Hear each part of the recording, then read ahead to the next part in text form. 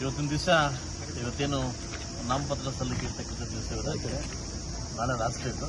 ಇವತ್ತು ಸೋಮವಾರ ಒಳ್ಳೆಯ ದಿವಸ ಅಂತ ಅಂದ್ಬಿಟ್ಟು ನಮ್ಮ ಮುಳಬಾಗಿಲು ತಾಲೂಕಿನಿಂದ ನಮ್ಮ JDS ಪಕ್ಷದಿಂದ ಅಧಿಕೃತ ಕ್ಯಾಂಡಿಡೇಟ್ ಆಗಿರ್ತಕ್ಕಂಥ ಲಕ್ಷ್ಮಣ್ ರೆಡ್ಡಿ ಅವರು ಇವತ್ತು ನಾಮಿನೇಷನ್ ಫೈಲ್ ಮಾಡಿದ್ದಾರೆ. ಅವರಿಗೆ ಬೆಂಬಲ ಆಗಿ ನಾವೆಲ್ಲ ಬಂದು ಎಲ್ಲ ನಾಯಕರು ಬಂದು ಬೆಂಬಲವನ್ನು ಕೊಟ್ಟು ಗೆಲ್ಲಿ ಅಂತ ಅವರಿಗೆ ವಿಶೇಷ ಮಾಡಿ ಅವ್ರನ್ನ ಕ್ಯಾಂಡಿಡೇಟ್ ಆಗಿ ಮಾಡಿ ನಾಮಿನೇಷನ್ ಮಾಡಿದ್ವಿ. ಅಂದರೆ ಜಿಲ್ಲೆಯಲ್ಲಿ ಕೋಲಾರ ಚಿಕ್ಕಬಳ್ಳಾಪುರ ಕ್ಷೇತ್ರದಲ್ಲಿ ಸುಮಾರು 4-5 ಜನ ಶಾಸಕರು ಇಲ್ಲ ನಮಗೆ ದೇವ್ರು ಕೊಟ್ಟಿರ್ತಕ್ಕಂಥ ವರ ಶಾಸಕನಾಗಿದ್ದೀನಿ. ಶಾಸಕನಾಗಿ ಸಾಕು, ಅತಿಹಾಸ ನನಗೆ ಬೇಡ ಅಂತ ನಾನು ಮೊದಲೇ ಕೋರ್ಕೊಂಡಿದ್ದೀನಿ. ಖಂಡಿತವಾಗ್ಲೂ ಶಾಸಕ ಸ್ಥಾನಕ್ಕೆ ಮರ್ಯಾದೆ ಕೊಟ್ಟು ಶಾಸಕಸ್ಥಾನಕ್ಕೆ ಅದನ್ನು ಗೌರವಗೊಳಿಸ್ಕೊಂಡ್ರೆ ಸಾಕು. ನನಗೆ ಇನ್ಯಾವುದೋ ಅತಿಹಾಸ ನನಗಿಲ್ಲ. ಒಂದು ಚುನಾಯಿತಿ ಗೆದ್ದಿದ್ದೀನಿ, ಅದರಲ್ಲೇ ನಾನು ಮುಂದುವರಿತೀನಿ. ನನಗೆ ಯಾವುದು ಬೇರೆ ಒಂದು ಆಕಾಂಕ್ಷೆ ನನಗಿಲ್ಲ. ಆ ಥರ ನನಗೂ ಕೇಳಿ ಬಂದೆ ಸಾಕಷ್ಟು ಜನ MLAಗಳು DCC ಬ್ಯಾಂಕ್ ನಾಮಿನೇಷನ್ ಆಗ್ತಿದ್ದಾರೆ ಅಂತ.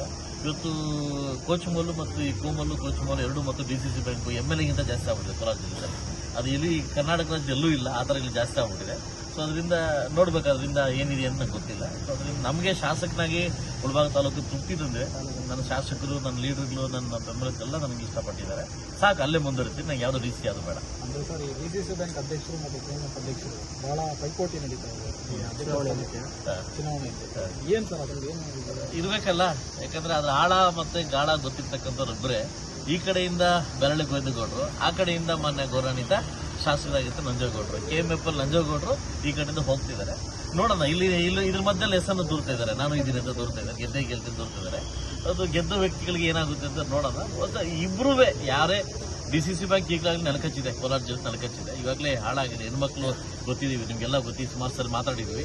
ಸೊ ಅದರಿಂದ KMF ಕೂಡ ಇವತ್ತು ಒಳ್ಳೆ ಉತ್ತಮ ಸ್ಥಾನಕ್ಕೆ ಹೋಗ್ತಾ ಇದೆ. ಸೊ ಅದರಿಂದ ಒಳ್ಳೆ ಬಾಡಿ ಬರಲಿ ಅಂತ ಕೇಳ್ಕೊಡ್ತೀನಿ.